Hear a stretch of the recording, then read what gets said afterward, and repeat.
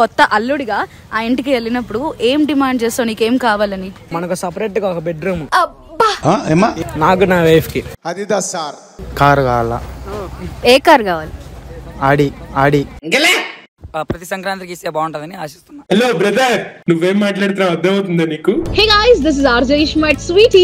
నేను ఆర్జే బెజవాడ్రా. సో మన బెజవాడ్ లో జరుగుతున్న సంక్రాంతి సెలబ్రేషన్స్ లో ఒక్కసారి మన యూత్ ని అలా టచ్ చేసి సంక్రాంతికి సంబంధించిన కొన్ని ఇంట్రెస్టింగ్ క్వశ్చన్స్ అడుగుదామని మేము డిసైడ్ అయిపోయాం.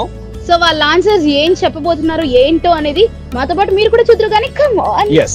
సో ఫ్యూచర్ లో నువ్వు ఒక ఇంటికి అల్లుడి అవుతావు కదా, సో కొత్త అల్లుడిగా ఆ ఇంటికి వెళ్ళినప్పుడు ఏం డిమాండ్ చేస్తావు, నీకేం కావాలని?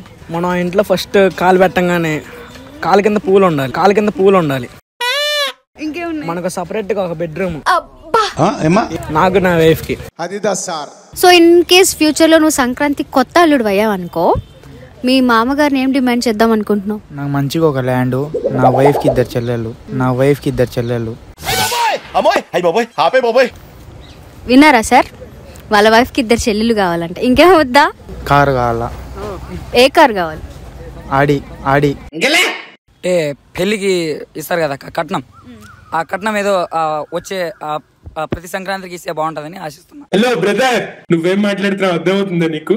ప్రతి సంక్రాంతికి తీసుకుంటావు? అప్పుడైతే పూల కాదు బంగారంగా చూసుకుంటా. ఒకవేళ మనకి సంక్రాంతికి కోడళ్ళకి కూడా గిఫ్ట్లు ఇచ్చే ట్రెడిషన్ ఉంటే నువ్వేం డిమాండ్ చేస్తావు? నేనైతే సంవత్సరం అంతా చూపించే ప్రేమ మా ఆయన మొత్తం ఆ 3 రోజులు ఇంకా ఎక్కువగా చూపించాలని డిమాండ్ చేస్తా. ఇవన్నీ వాళ్ళకి కావాలయ్యా, దే వాంట్ ఇట్. ఏం గిఫ్ట్స్ ఎక్స్పెక్ట్ చేస్తావు? డైమండ్ చైన్ ఇంకా వడ్డానం అడుగుతానన్నా. ఓకే సెకండ్ అండి. లలిత, నువ్వైతే మీ అత్తమ్మ వాళ్ళ నుంచి ఏం ఎక్స్పెక్ట్ చేస్తావు? ఆశ్రయించుకుంటా. డైలాగ్ కొంచెం అతికలేదు. పబ్లిక్ వాంట్స్ దట్ అతి. ఆస్తి మొత్తం అయినా మీ ఆయన ఆస్తి నీకే కదా వచ్చేది. తన ఆస్తి నా ఆస్తే కదా. మంచి మంచి కట్టుబాట్లు సార్.